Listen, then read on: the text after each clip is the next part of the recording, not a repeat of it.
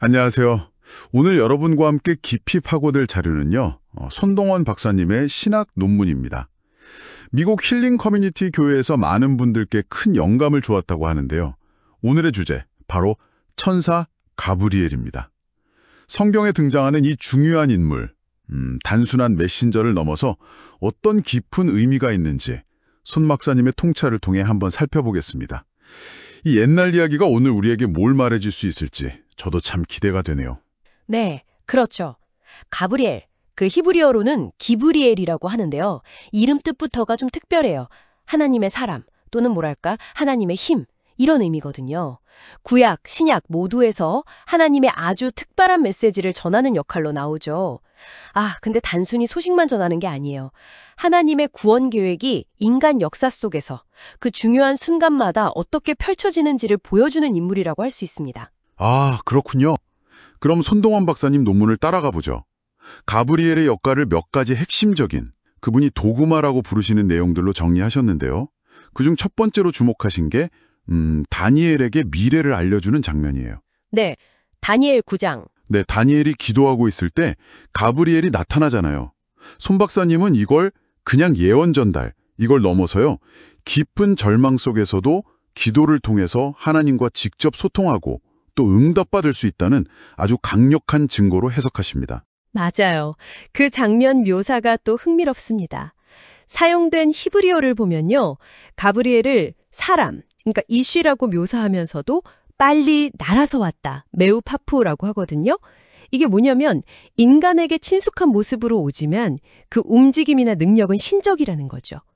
손 박사님은 이걸 하나님의 계획 전달하는 그 신적인 능력을 강조하려고 이사야서 말씀하고 연결시키셨어요. 하나님은 시작부터 끝을 아신다는 그 메시지요. 가브리엘 등장은 결국 하나님의 전지하신 계획의 일부다, 이런 거죠. 아하. 그러니까 가브리엘의 등장은 하나님께서 듣고 계신다, 계획하고 계신다, 뭐 이런 희망의 사인이라는 거군요. 이게 또 누가복음으로 넘어가면 새로운 시대 시작을 알리는 역할로 이어지네요. 사가랴에게 세례 요한 탄생 예고하는 그 장면이죠. 네, 바로 그 부분입니다. 그 당시가 오랫동안 하나님의 음성이 좀 들리지 않던 그런 시대였거든요. 그런데 가브리엘이 딱 나타난 거죠. 이건 메시아 시대를 예비하는 아주 중요한 신호탄이었어요. 여기서 들으셨다는 뜻의 헬라어 에이세쿠스테가 쓰였는데 이게 중요합니다. 마치 아브라함과 사라처럼 인간적으로는 이제 희망이 없어 보였던 사가랴 부부의 오랜 기도를 하나님께서 기억하고 응답하셨다, 이런 의미가 담겨 있어요. 이것도 역시 이사야서의 광야에서 외치는 자의 소리, 그 메시지하고 연결이 되는 거죠. 새로운 시대를 준비하라. 그리고 드디어 정말 결정적인 순간이죠. 마리아에게 예수님의 탄생을 알리는 장면. 여기서 손 박사님은 어떤 점을 특별히 강조하시나요? 네, 핵심은 가브리엘이 마리아에게 한 말이 있어요. 네가 하나님께 은혜를 입었느니라. 누가복음 1장 30절 말씀인데요. 여기서 쓰인 헬라어 카린, 즉 은혜라는 단어가 정말 중요합니다.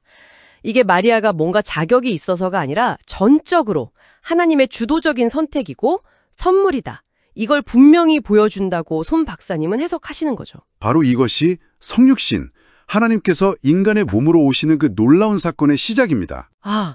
마리아의 대답, 말씀대로 내게 이루어지이다. 헬라어로는 게노이토라고 하죠. 이거 정말 유명하잖아요. 손 박사님은 이 응답을 어떻게 보셨을까요? 이 응답을 그야말로 신적인 계시에 대한 인간 순종의 완벽한 모범으로 보셨습니다. 사실 불가능해 보이는 약속 앞에서 네, 그렇게 되기를 원합니다 라고 답하는 믿음이잖아요. 대단한 거죠. 이게 또 구약에서 예언된 임마누엘, 즉 하나님이 우리와 함께 계시다는 그 약속이 성취되는 순간이기도 하고요.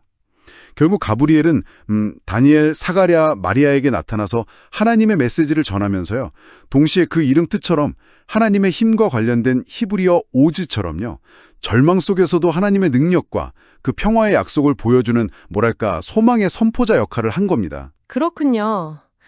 그러니까 가브리엘은 그냥 과거 성경 속 인물이 아니네요.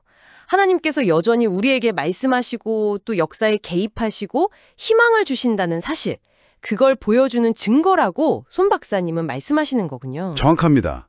네, 이 논문의 핵심은 바로 그거예요.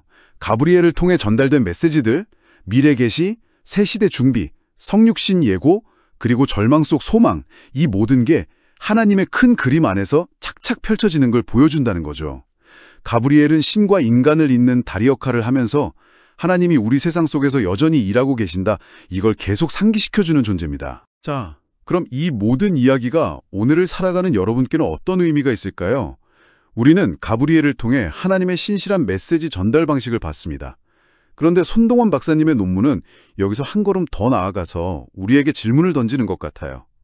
가브리엘이 하나님의 부르심에 늘 준비되어 있었고 또 신실하게 응답했잖아요. 그렇다면 오늘 여러분은 각자의 삶의 자리에서 어떻게 하나님의 소망을 전하는 그런 메신저가 될 수 있을까요? 한번 깊이 생각해 볼 만한 질문인 것 같습니다.